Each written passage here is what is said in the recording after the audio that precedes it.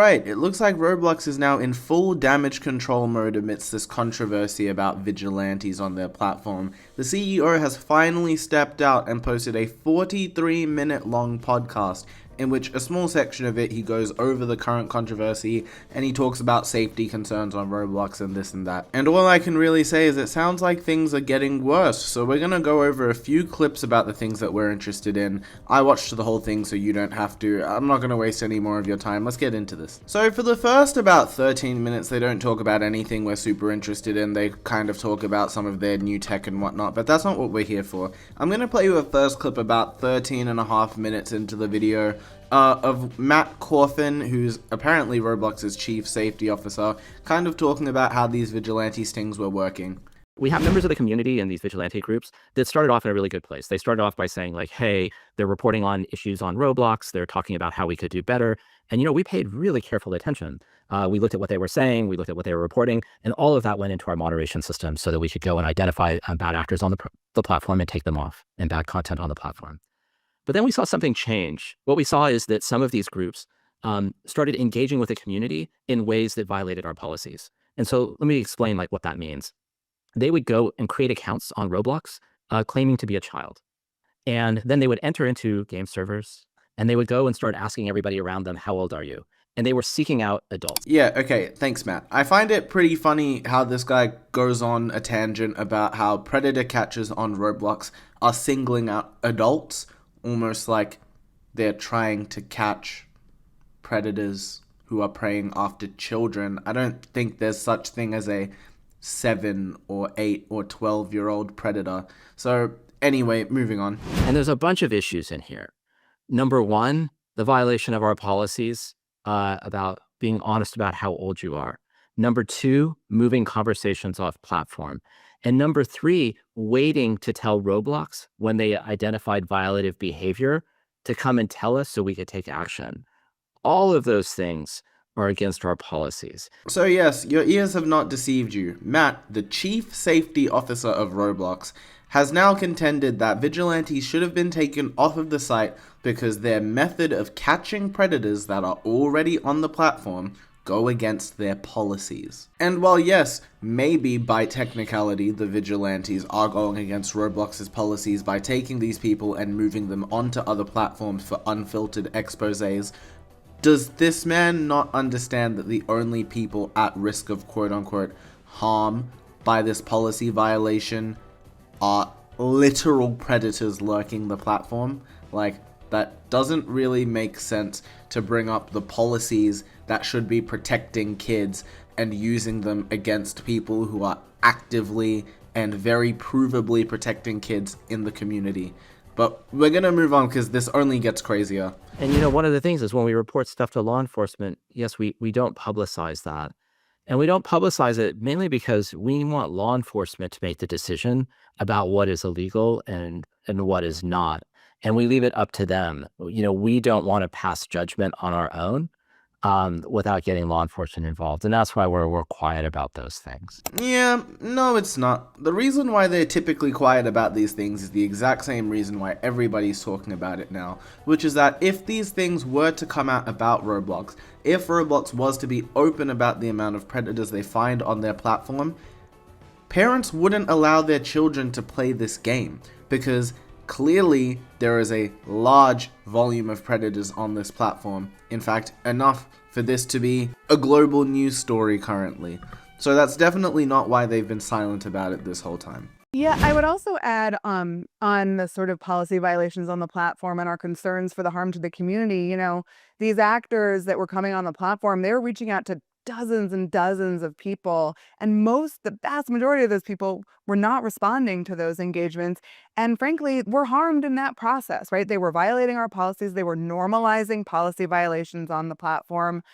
They were harassing people and creeping them out, and we can't endorse harm and policy violations on the platform for any reason, even if it's well-intentioned. Okay, this has to be the craziest line in this entire 43-minute video. So this lady comes onto the microphone, and we're gonna break down what she says basically word for word because I think this is absolutely insane. So she starts off by saying they reach out to dozens and dozens of people and the vast majority of people never respond, which is a good thing. I would hope that the vast majority of people are not sexual predators.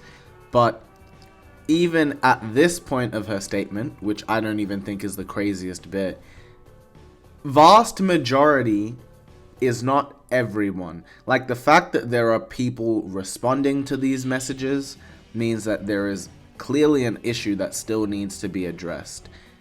But then the next part she goes on to say, the vast majority of those people were not responding to those engagements and frankly were harmed in that process, right? They were violating our policies. They were normalizing policy violations on the platform. this is unbelievable. This lady's argument is that the people who they reached out to, who weren't child predators, were harmed in the process, and that is why these vigilantes need to be taken off of the platform and need to be prevented from hunting down child predators on one of the world's biggest child gaming platforms on planet Earth, because some of the people who they asked were quote-unquote harmed in this process. Guys, are we actually being super serious right now? Oftentimes we see reports in the media of somebody saying, hey, there was this person on Roblox and here's what they did on another social media platform. Here's screenshots of like what they said in another place. We welcome all of those reports. All of those reports help us do a better job.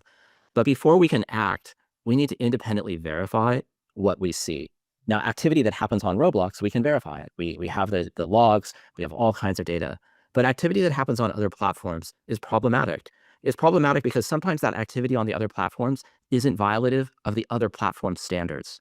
Guys, let's take this out of the lens of Roblox's policy for a second, and let's all use our brains and common sense, because that clearly seems to be the crutch of their argument. Oh, these vigilantes are going against Roblox's written policy, that was written by us, by the way, and that's why they need to be taken off of the platform, even if they are quote-unquote well-intentioned. Guys, let's talk about the people who were harmed in this scenario.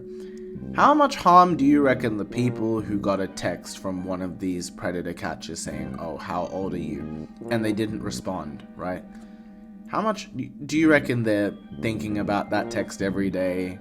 Do you reckon they're in bed crying right now, oh my god, I was violated on Roblox because the Roblox committee isn't doing anything about these vigilantes No, like, that's not what's happening. Nobody suffered any actual harm except for the child predators who got caught for preying on children on the platform.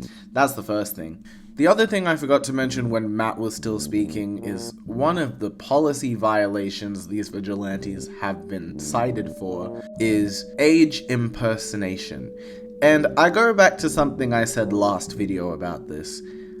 How do they then plan on exposing child predators if they're not put in the situation where they can be seen trying to prey on children? Roblox is, again, basically then telling all of the viewers that the way that child predators should be caught on the platform is no.